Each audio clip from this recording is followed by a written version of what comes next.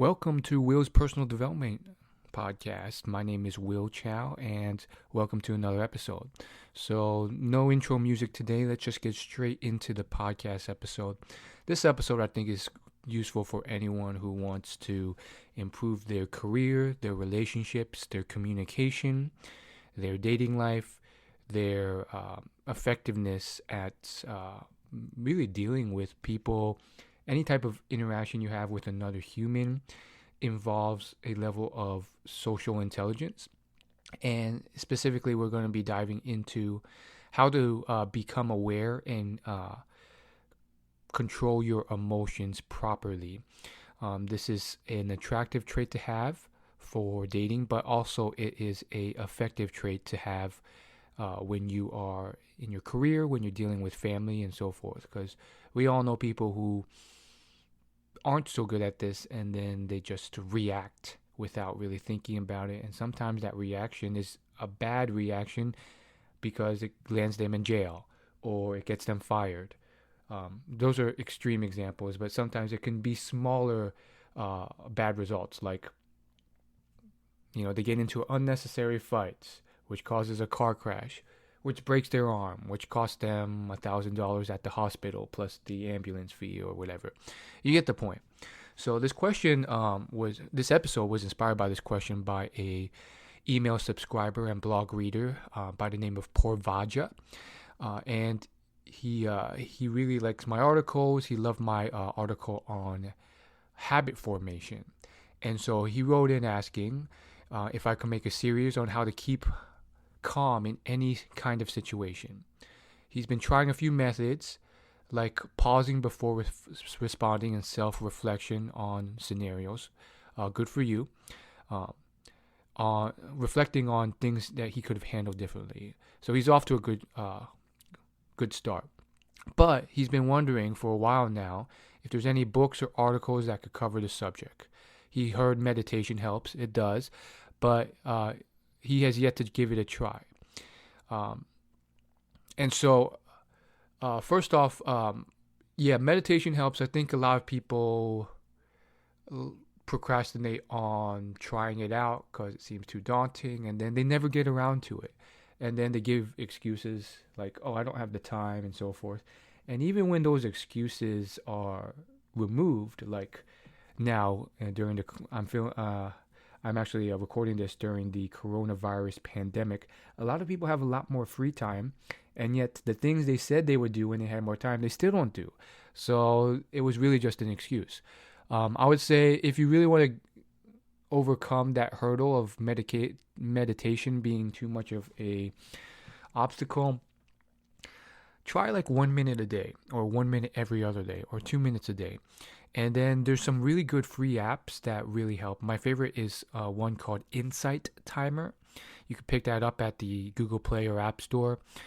It's just like the YouTube of meditations. You can filter by type of meditation. If you want music, if you want a male voice or a female voice, if you want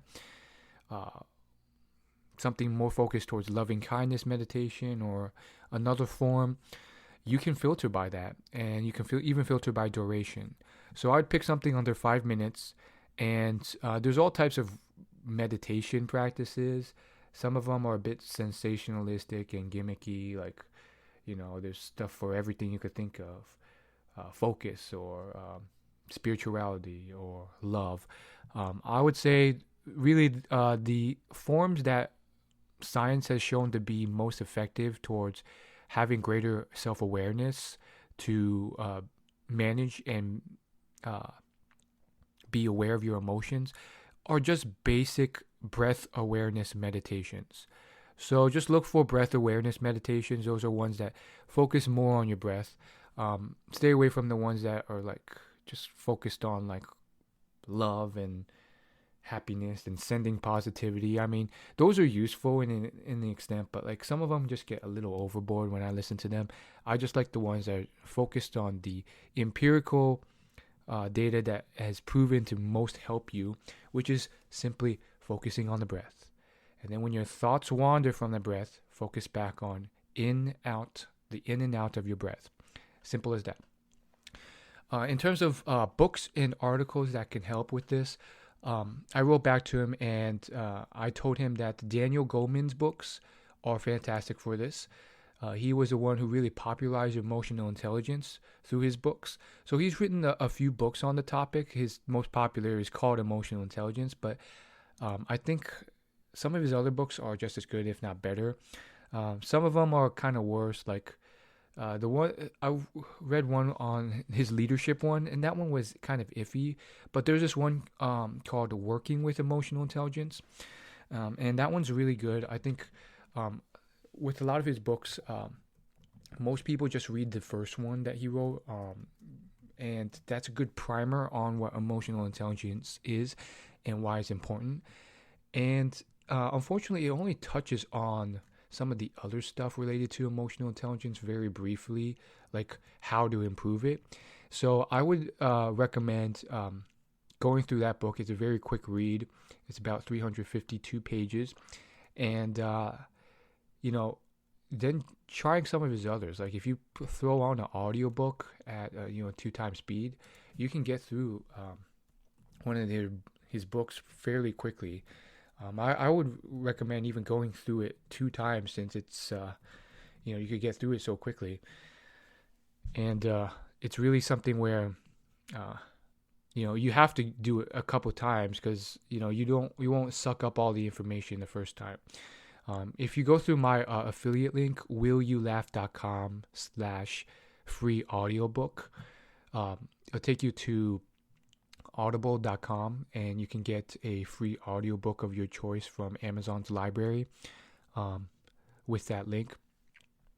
I think my favorite book by him is Working with Emotional Intelligence, because it really focuses more on how you can improve emotional intelligence.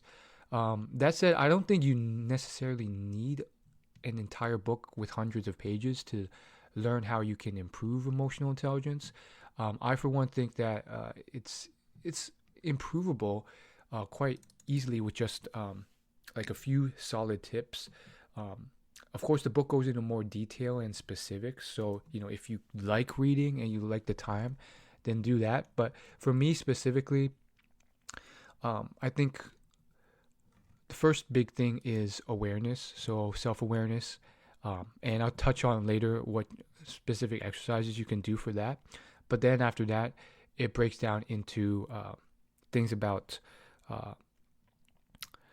focusing on specific areas of that, so your conscientiousness, your empathy, and all those things. And there are exercises you can do to focus on that as well. And in fact, I wrote a whole article on my discoveries from this book. I mean, if you just go to my website and search how to improve emotional intelligence, it'll bring up a few articles I wrote on that.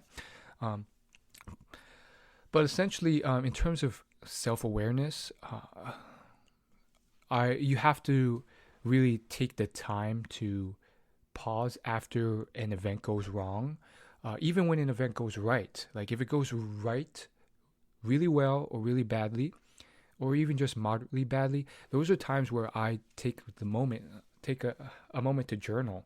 And then even neutral events, like events that just went okay, I will think about them. You don't necessarily have to type them out or write them down every time. But usually that helps.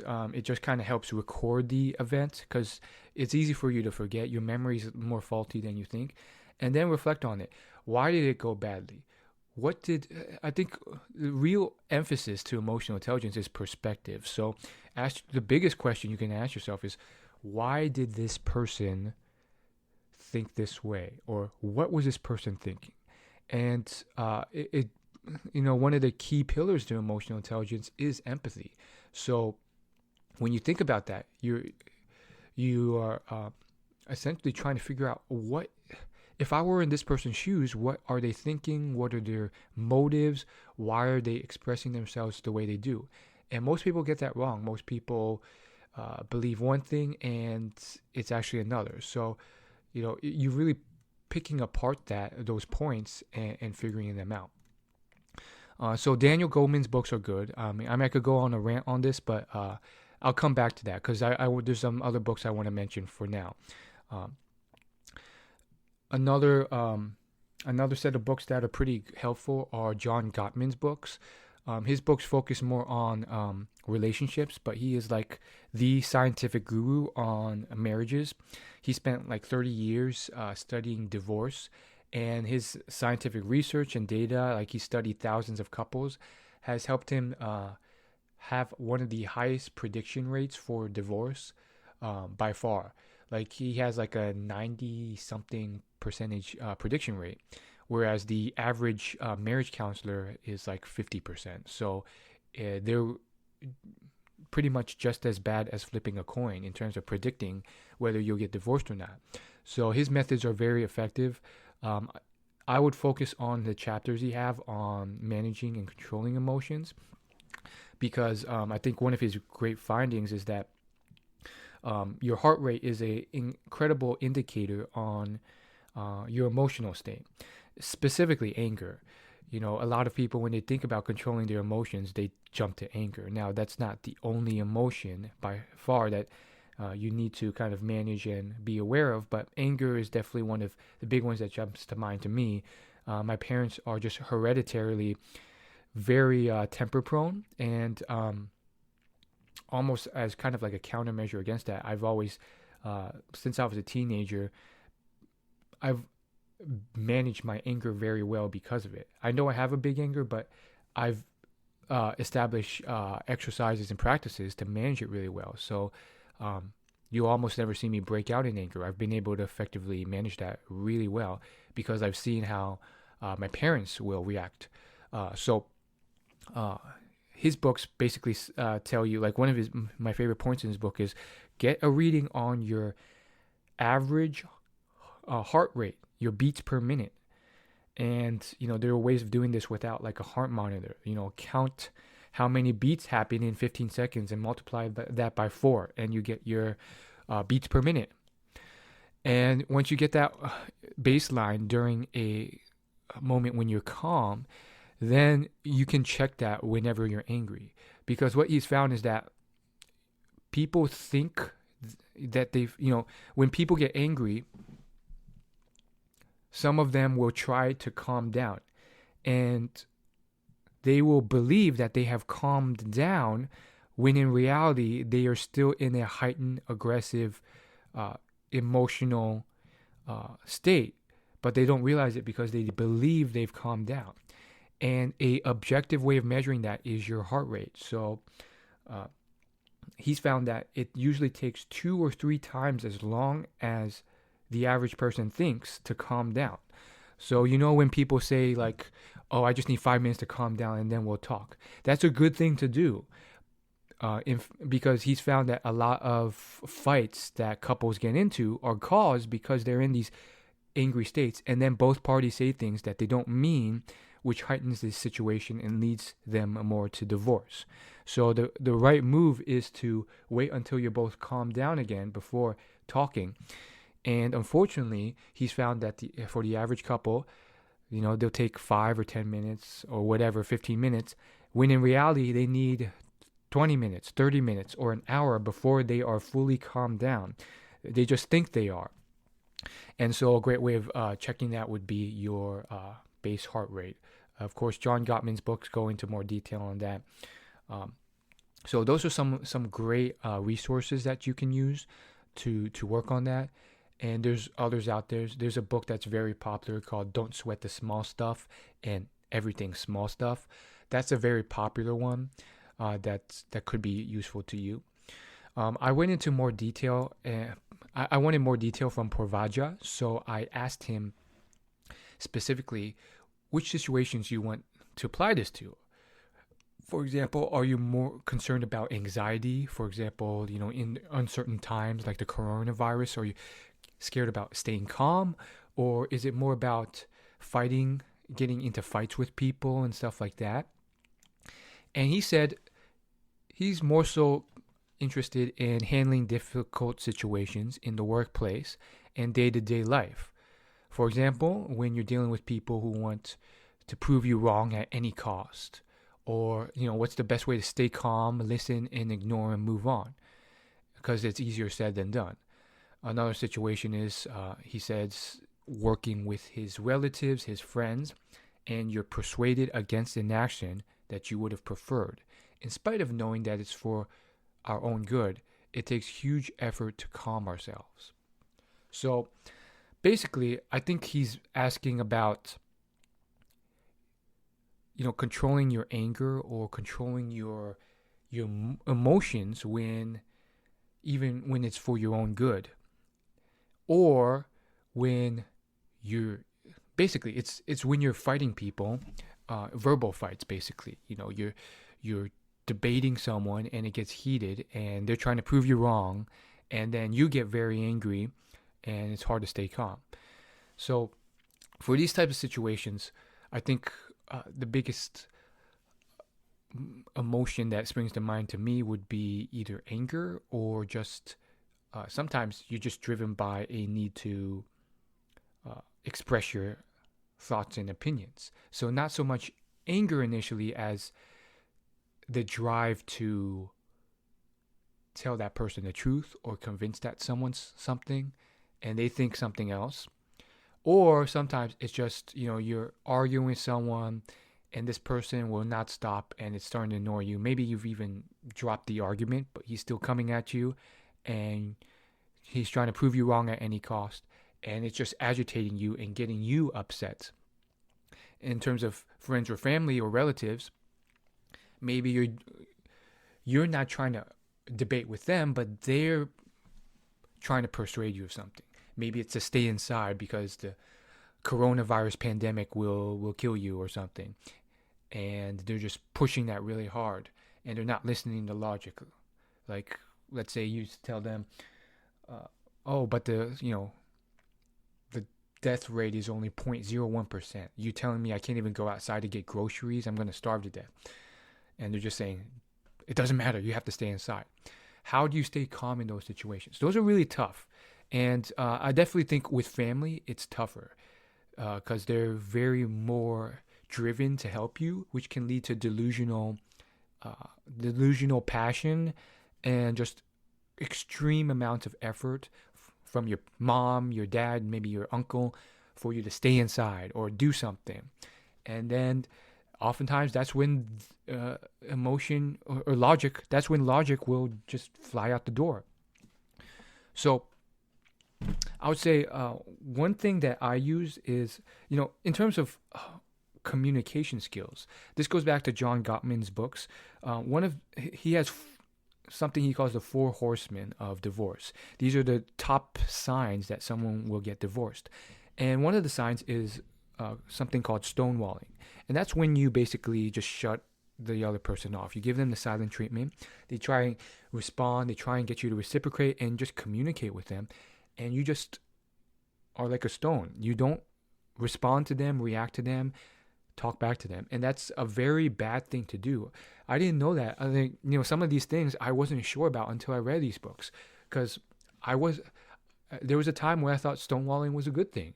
Or sometimes you just got to ignore them. Or sometimes when you're fighting in a relationship, maybe it's better to argue back rather than walk away and calm down.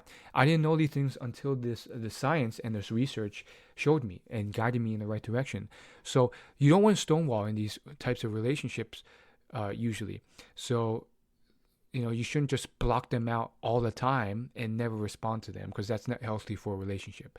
I definitely did that in the past when I was in similar situations. Sometimes I would just be like, you're dumb, and then I'll not react to them or do anything. And of course, that's not a healthy thing. It can lead to a toxic relationship. Now, of course, many other people don't stonewall. They just fight back and they are upset. So if you definitely feel like you're in a zone where you are very much upset, I would put it at a threshold, because you can't always walk away immediately and wait for yourself to calm down.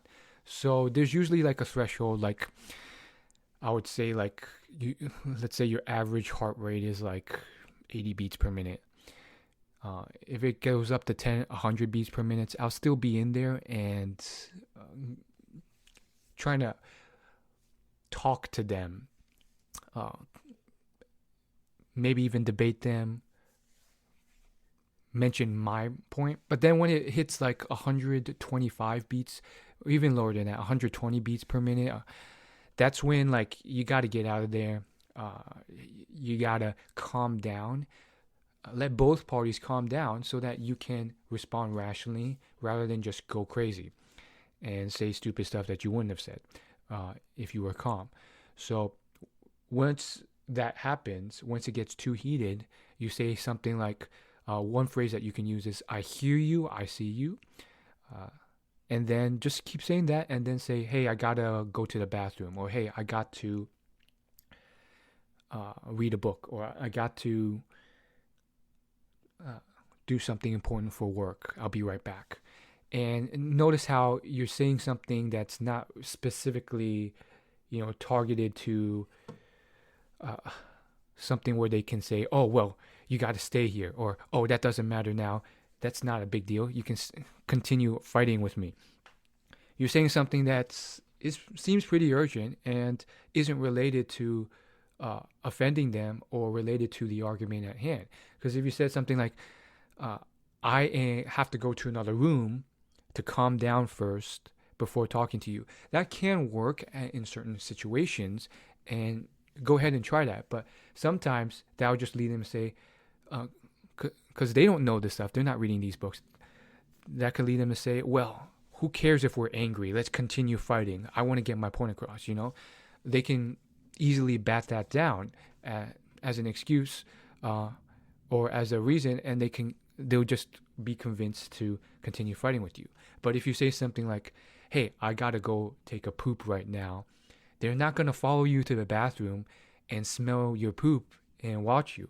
So, you can get out of there quickly, which lets you calm down, lets them calm down. So they're both not saying delusional, crazy stuff or angry stuff that they wouldn't say when they're calm, and gets us both to kind of, gets us both more into a logical state and gets the conversation back. Of course, you definitely want to, it also depends on the person too. You have to gauge each person because there's different types of people. One big group of people are people who never get persuaded by anything. And you have to observe them over time, see how they react and act in fights. If every fight that you get into with them, or every type of argument, they just blow up and their emotions take control, then, you have to label them as someone who never backs down, often doesn't listen to logic, and someone who usually doesn't, you can't wait for them to calm down and then talk reasonably, because they just will return to that state. So those are the type of people that you're not really going to try to ever persuade, at least not, point blank. You're not going to tell that person straight up, here's the reasons why your point is false, and here's all the logic, the scientific data, the numbers that prove you're wrong. There are definitely people out there where, you will present all this conclusive scientific data, and they'll still believe their point that this, because that's just how they are. They're not very logic-minded in their persuasion tendencies.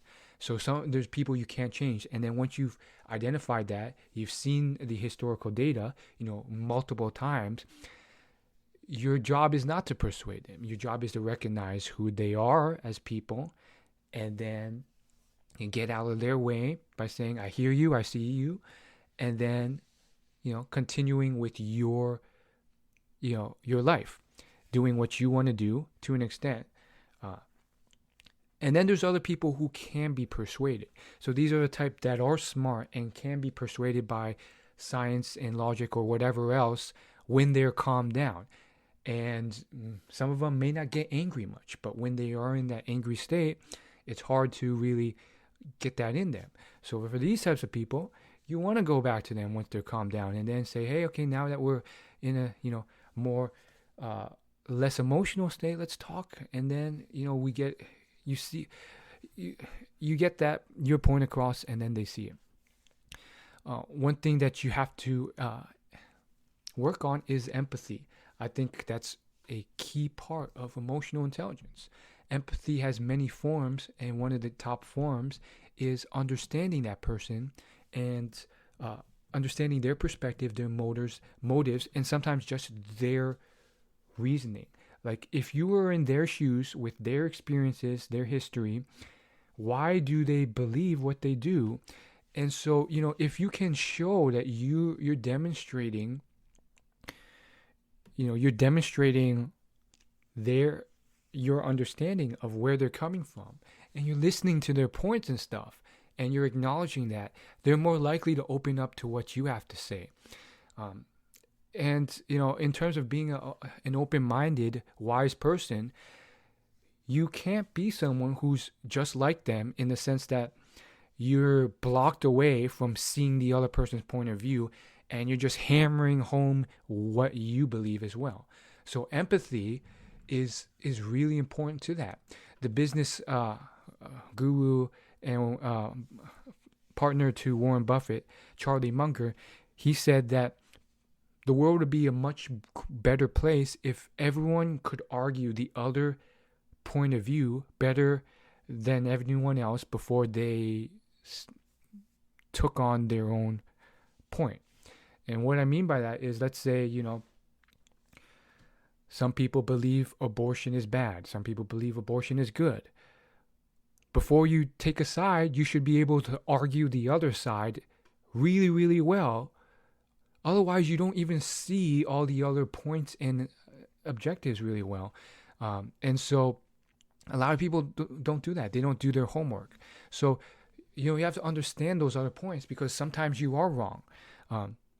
And that respect, by showing respect and showing empathy, you're opening that person up to being more civil with you, to being more calm, and being open to seeing your point of view. One thing that I found with human nature is that most people will not generally, switch their point of view or their belief point blank, even if you offer them a bunch of logic and evidence. It's just not how people are wired. You have to let them come to their own conclusions. Sometimes you can do that by asking a lot of questions. Not telling them straight up, you're wrong and here's the evidence why, but guiding them there with a bunch of questions that will lead them to data. And then letting them draw their own conclusions. And being patient, because most people will not change now or in 3 months, but you may be able to guide them there over time. It also depends on the severity of the topic. Like if it's something like abortion, very highly controversial, but if it's something small like, the sky is blue, or, if you wash your hands, you're probably going to be safer from catching the coronavirus. Like that's something that's simple and has a mountain of evidence against it. So the smaller things with more evidence, you're more likely to get away with being able to just straight up hand them the point blank evidence. But your question was more focused on managing emotions. So I've given you a lot of tactics on managing emotions, but more so on kind of persuading people and handling them during a debate. Other than, taking your time to get away and then calm down, what else can you do? Work on your empathy drills. Work on your meditation.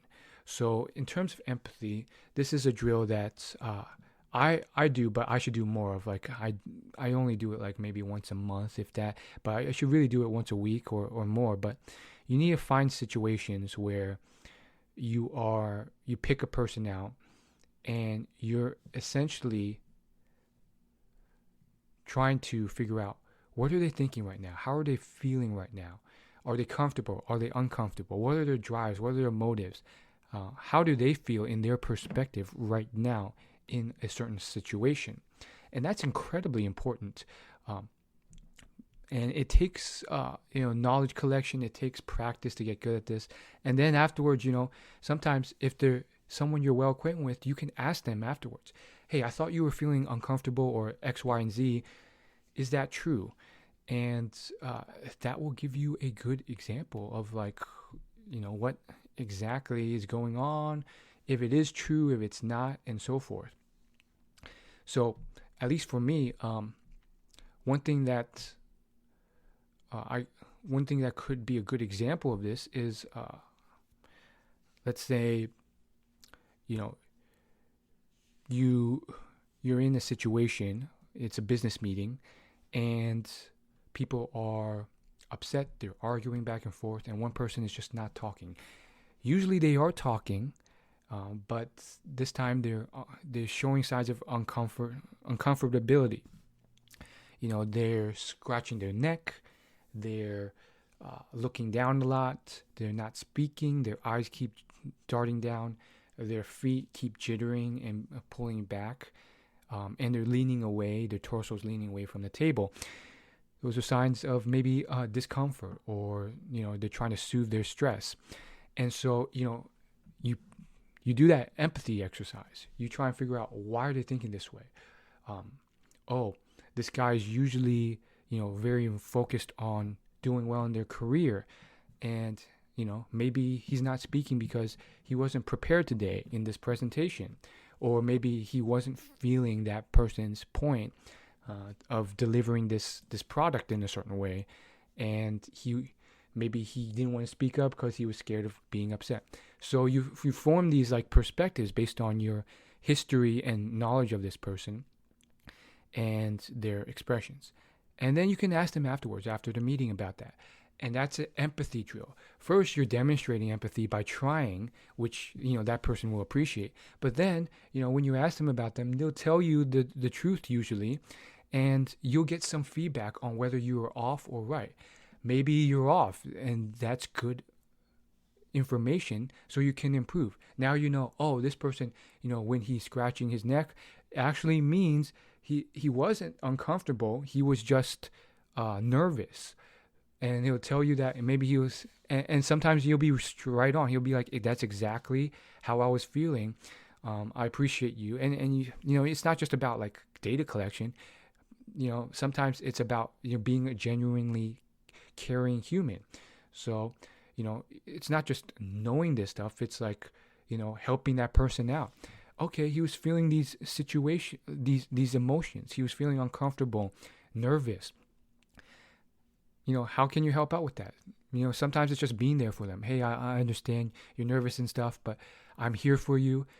I know that, this is tough, but we will get through it. And, let me know. I'll be a resource next time if you need more help preparing that presentation. Those are words that you can show to help with that. But those empathy drills, as you can see, can really help with that. That leads me to my next author, who's written a few books that I highly recommend. He also has a few free YouTube videos, lectures, TED Talks that go into detail about this. But his name's Joe Navarro. That's JoeNavarro. He's a ex-FBI agent specializing in body language detection. He's caught a lot of criminals, double agents, and all sorts of different types of people, from domestic abuse culprits to CIA agents that were actually double agent spies, to people who had stolen hundreds of thousands of dollars. He's done it a lot over the decades he's worked with the FBI, and he's an expert at body language. He has a few excellent books on body language that will help you understand the visual component to emotional intelligence, which will help you better understand how others are feeling, which will improve your emotional intelligence. I learned a lot from his books. My favorite is What Everybody Is Saying. It's a book about body language. It's his, I would say, his probably his fundamental book, but he's written a few others since that are also really good. And that can help you understand where the other person is going from there. It can help you understand your emotions and work on your empathy. Now, in terms of staying calm, listening, ignoring, moving on, sometimes it's down to awareness. Most people are not even aware that their temper and anger is triggered yet until it's too late, until they react. And I've, even before I got into personal development, it's something that I've focused on because it's been a huge part of my life. I remember one time my dad got so angry that he smashed a bowl onto the floor and it broke into a bunch of pieces. And I was just taken aback. It was just like, whoa. And so I kind of set out on a goal to like make sure that I controlled anger rather than the other way around. But it was not just anger. It's all sorts of other emotions that matter. Maybe it's anxiety, it's stress, it's nervousness, it's fear, it's despair, it's all sorts of different emotions. So one thing that's really helped with me is just always being vigilant of that. Whenever a fight even begins starting, I'm doing a mental check. I've already created a routine for that. Like check your anger levels. I'm always thinking about that throughout the fight. And the more you do that, the more it becomes a routine. And so I'm more aware of those things than the average person, just because from the get-go, I'm monitoring those things. If a confrontation or even a small argument comes up, I'm already thinking like, keep in touch to your emotions, your anger levels specifically, so that you know when they spike, when you are very, very much out of place.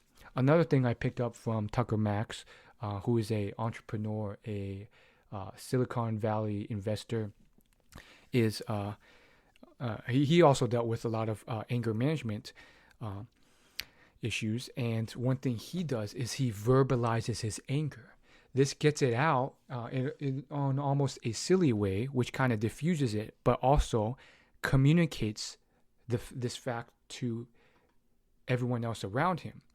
And of course, oftentimes, not always, but sometimes the people you're dealing with are people who love you and will help you. Not always, sometimes you have that crazy person who will exploit that, but he often gets angry while driving his car with his wife.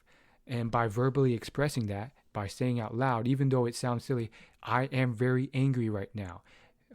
By saying that multiple times, first off, he's communicating to his wife that this is happening, which alerts his wife, which allows his wife to kind of help him deal with it. Sometimes they're unaware too, and they can help if they're aware. So sometimes, it's not always an antagonistic situation. I've been in situations with coworkers where they are, looking out for my best interests, and they're just trying to work along with me and help me out.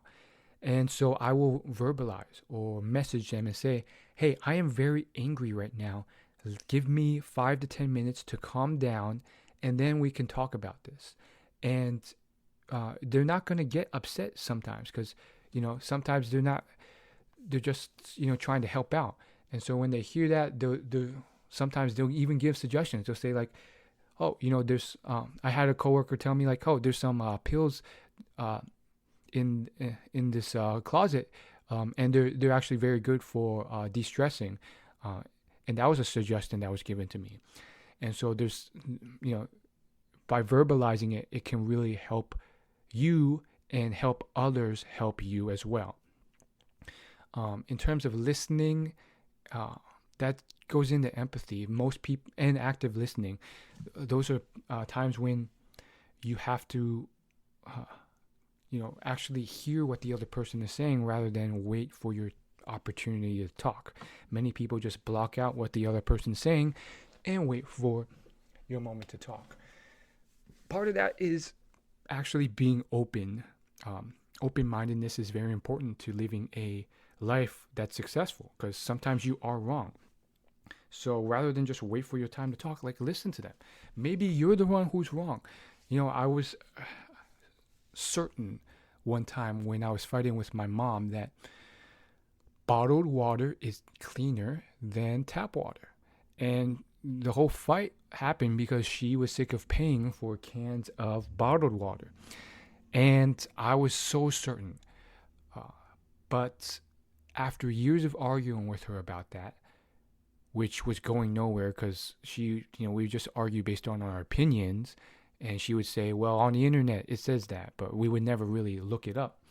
I eventually said, I'm going to be open-minded. Maybe I am wrong. So for a English essay I did for school, where we had to choose a controversial topic and debate it, I chose that topic. Is bottled water cleaner than tap water?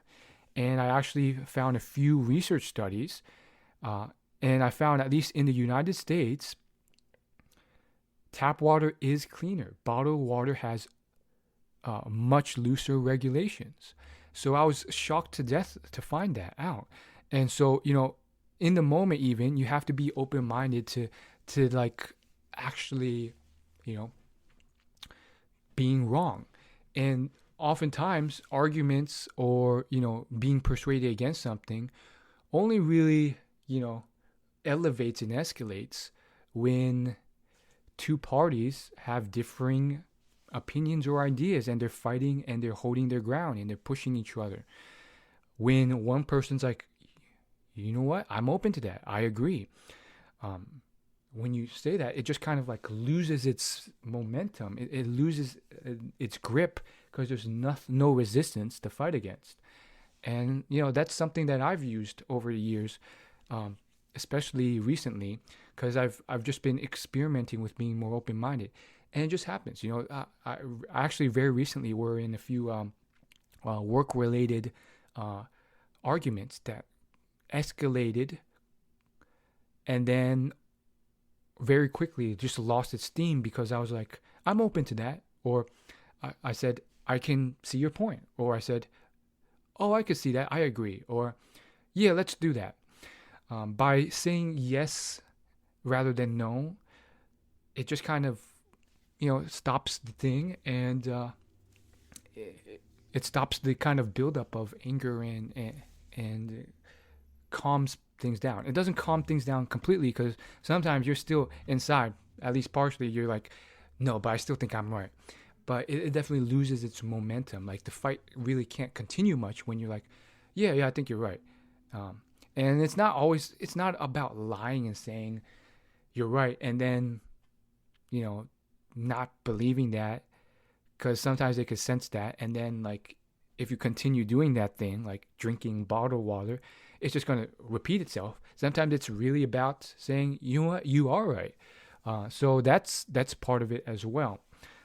And to that example I was giving with that work-related thing, I think the big thing, long story short, I was debating about someone about changing a web form on a website. And essentially, I just thought it was a lot of work for very little gain. And legally, he was big on the fact that it would help from a legal perspective and all this other stuff. And I was like, it probably won't even matter much, and it'll be all this work. And who's to say, it's probably will look worse as well, because now we have to add these legal notices to this web form. And I was fighting against him with that, but then at the end of the day, it was like, you know what? Yeah, let's do that. I'm open to that. We'll probably be more legally sound, and it will look worse and probably lower the amount of people who will fill out the form, but not by much. Like we can find a compromise, and you're just, we could probably just add a couple lines or two.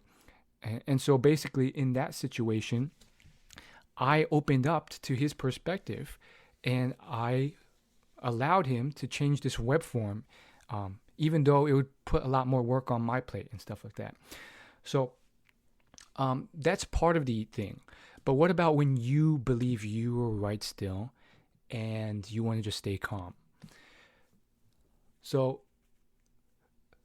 I would say that it's okay to not be completely calm unless you're a Zen Buddha monk who's practiced meditation for 20 years.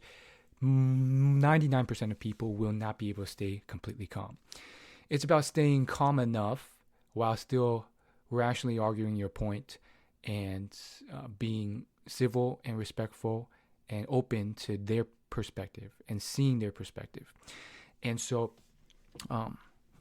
there's drills you can do, there's stuff you can say.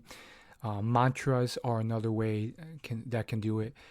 Choosing a mantra or a saying that can really help you. Like, for me, it's not really a mantra as much as it is an idea, which is that don't sweat the small stuff. It's all small stuff.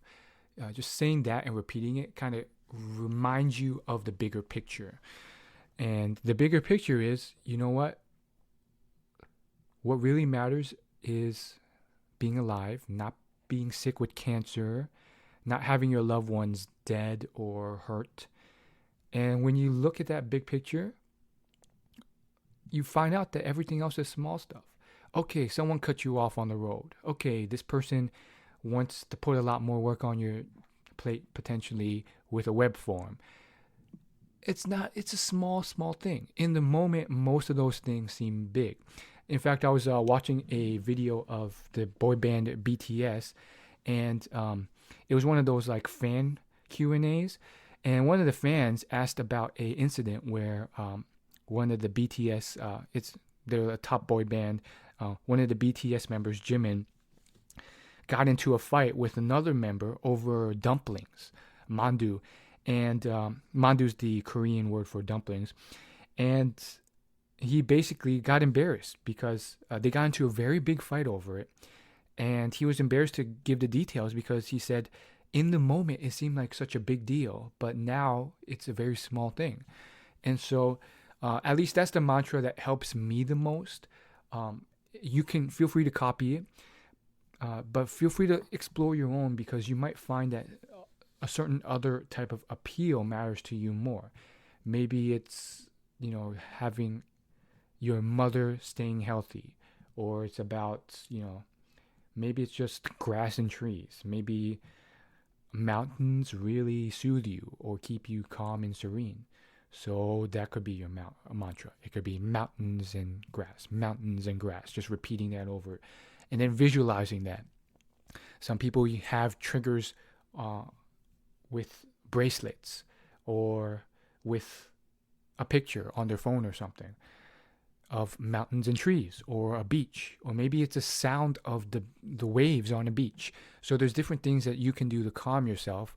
Some of those things you can do while still staying in that argument if you really don't want to leave that argument at the moment.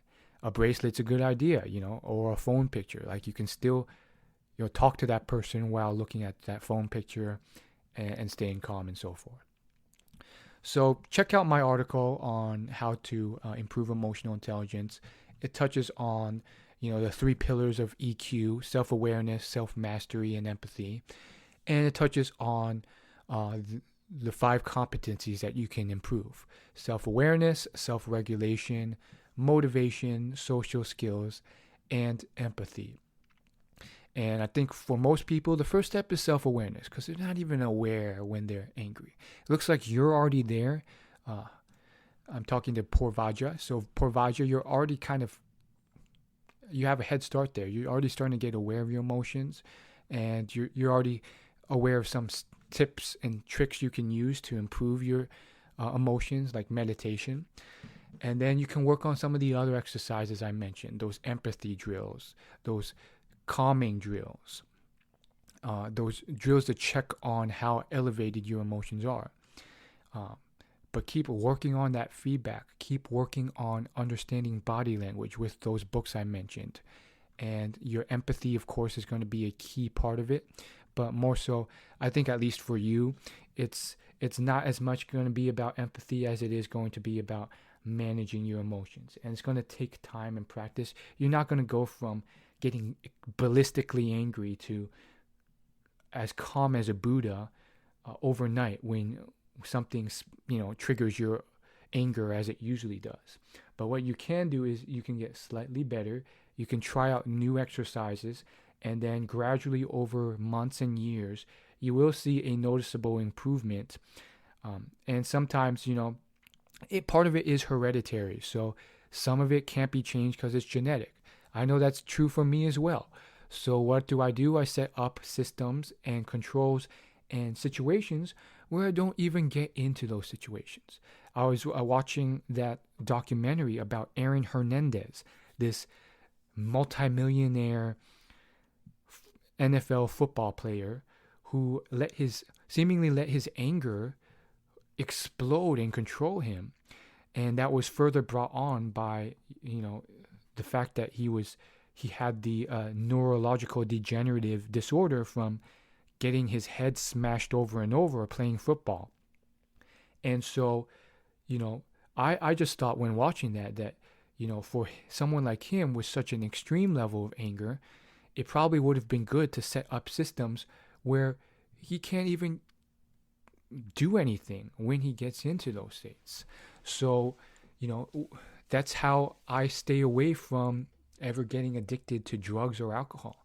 I'm not even close to that stuff. There's no way I can even get access to it. And if I do see it, I don't even drink one sip of it. So when it's in front of me, I'll either not drink it at all. And if I do, I'll just drink half a bottle at most. And with those, guards in place, there's no way I could get belligerently drunk or addicted to this stuff. You know what I'm saying? So you can be creative. How can you set up systems in place so that doesn't happen? For Aaron Hernandez, he was very triggered each time he would enter a nightclub. Well, then don't go to nightclubs to begin with. Don't let yourself don't let yourself fall into those situations.